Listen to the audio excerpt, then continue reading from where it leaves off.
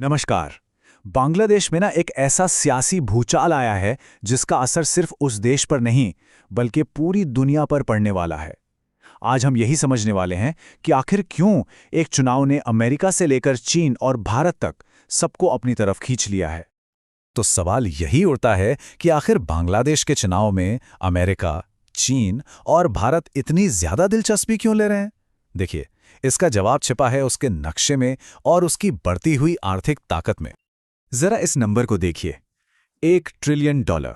ये रकम इतनी बड़ी है कि कई देशों की पूरी इकोनॉमी भी इसके सामने छोटी लगने लगे।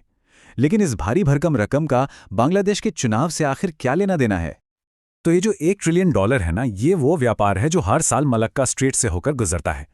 और ये जो बेहद जरूरी समुद्री रास्ता है, ये बांग्लादेश के दरवाजे पे ही है। बस इसी वजह से बांग्लादेश आज एक ग्लोबल चेस बोर्ड बन गया है। तो चलिए सबसे पहले यही समझते हैं कि कैसे बांग्लादेश की लोकेशन उसे एक ऐसा जियोपॉलिटिकल प्राइज बना देती है जिसे हासिल करने के लिए हर बड़ी ताकत दौड़ में लगी हुई है। मलक्का स्ट्रेट को ना दुनिया के व्यापार की जुगुलर वेन कहते हैं, मतलब गले की सबसे जरूरी नस। ये वो समुद्री रास्ता है जो इंडियन ओशन को साउथ चाइना सी से जोड़ता है।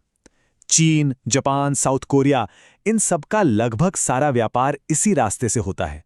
इसका सीधा सा मतलब है, जिसने इस रास्ते को कंट्रोल कर लिया, समझ लीजिए उसने पूरी ग्लोबल इकोनॉमी की नब्ज पकड़ ली। और इसी कंट्रोल के लिए शुरू होता है द्वीपों का खेल। अमेरिका और चीन दोनों ही बंगाल की खाड़ी में अपना मिलिट्री बेस चाहते हैं। और इस खेल का सबसे बड़ा मोहरा कौन है? बांग्लादेश का सेंट मार्टिन आइलैंड। इस छोटे से द्वीप से पूरे समुद्री रास्ते पर नजर रखी जा सकती है। ये वही पुरानी स्ट्रैटेजी है जिसे ब्रिटेन और अमेरिका ने दुनिया पर राज करने के लिए इस्तेमाल किया था। और हाँ, भारत भी पीछे नहीं है। वो अपने ग्रेट निकोबार प्रोजेक्ट के जरिए इस दौड़ में अपनी जगह बना रहा है। चलिए अब कहानी के दूसरे हिस्से पर चलते हैं और देखते हैं कि कैसे ये चुनाव बांग्लादेश के लिए एक बिल्कुल नए पॉलिटिकल दौर की शुरुआत कर रहा है। ये 35 साल पुराने एक सियासी समीकरण का अंत है।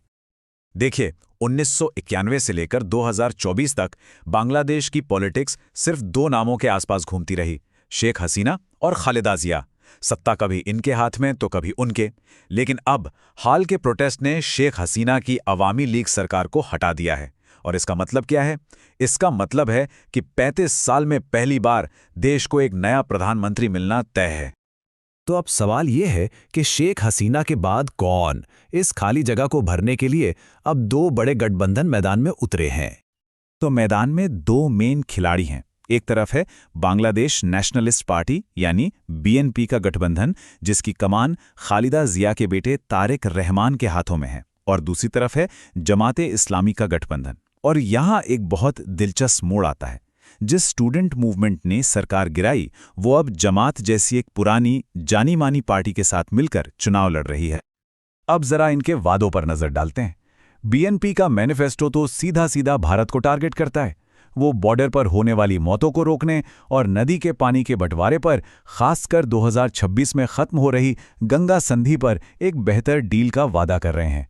उनका नारा साफ है, सबसे पहले बांग्लादेश। वहीं दूसरी तरफ जमात इस्लामी का गठबंधन इकोनॉमी पर फोकस कर रहा है। उन्होंने 2040 तक बांग्लादेश को $2 ट्रिलियन की इकोनॉमी बनाने का टारगेट रखा है। और बड़ी चालाकी से भारत समेत सभी पड़ोसियों के साथ रचनात्मक संबंध बनाने की बात कर रहे हैं। अच्छा, जिस स्टूडेंट मूवमेंट ने ये पूरी क्रांति की, उसका पॉलिटिकल सफर बड़ा ही नाटकीय रहा है। पहले उन्होंने सरकार गिराई, फिर अपनी पार्टी बनाई। लेकिन सत्ता की दौड़ में आने के लिए उन्हें जमाते इस्लामी से हाथ मिलाना पड़ा। और ये एक ऐसा फैसला था जिसने पार्टी में ही फूट डाल दी और 9 बड़े नेताओं ने विचारधारा का हवाला देके पार्टी ही छोड़ दी। अब आते हैं इस कहानी के तीसरे और शायद सबसे दिलचस्प खिलाड़ी पर, अमेरिका। अमेरिका का खेल सिर्फ देखने वाला नहीं है, बल्कि उसके अपने गहरे स्ट्रेटेजिक इंटरेस्ट्स हैं। अमेरिकी राजदूत की एक्टिविटी देखिए। वो बीएनपी, जमात, यहां तक कि आर्मी चीफ, मतलब सत्ता के हर दावेदार से मिल रहे हैं। ये सिर्फ डिप्लोमेसी नहीं है, ये साफ साफ भविष्य की सरकार पर अपना असर डालने की एक कोशिश है। 8 साल एक लंबा वक्त होता है ना? खासकर एक ऐसे ट्रेड बैन के लिए जो अचानक से खत्म हो जाए। देखिए, शेख हसीना ने ना 8 साल तक अमेरिकी जीएम फसलों जैसे मक्का और गेहूं के इंपोर्ट पर बैन लगा रखा था। लेकिन जैसे ही उनकी सरकार गिरी, ये बैन हट गया और अमेरिकी अनाज से भरे जहाज बांग्लादेश के लिए निकल पड़े। अब ये सिर्फ एक इत्तेफाक है या फिर किसी सोची समझी डील का नतीजा? तो क्या ये एक सीक्रेट डील है? क्या अमेरिका ने नई सरकार के साथ पर्दे के पीछे कोई सौदा किया है जिसके बदले में उसे बांग्लादेश का इतना बड़ा बाजार मिल गया? ये सवाल अब बांग्लादेश की सियासत में जोर शोर से गूंज रहा है। ये जो आंकड़े हैं ना, ये बांग्लादेश की मजबूरी को दिखाते हैं। एक तरह की डिप्लोमैटिक रस्सी पर चलना। वो अपनी जरूरतों के लिए चीन और भारत पर निर्भर हैं, लेकिन जब कमाई की बात आती है तो उनका सबसे बड़ा ग्राहक अमेरिका है। अब जो भी नई सरकार आएगी उसे इन तीनों बड़ी ताकतों के बीच बैलेंस बनाकर चलना ही होगा। तो अब हम इस पूरे विश्लेषण के आखिर में पहुंचते हैं, जहां हम देखेंगे कि इस चुनाव का भविष्य क्या है और इसका पड़ोसियों, खासकर भारत के लिए क्या मतलब है।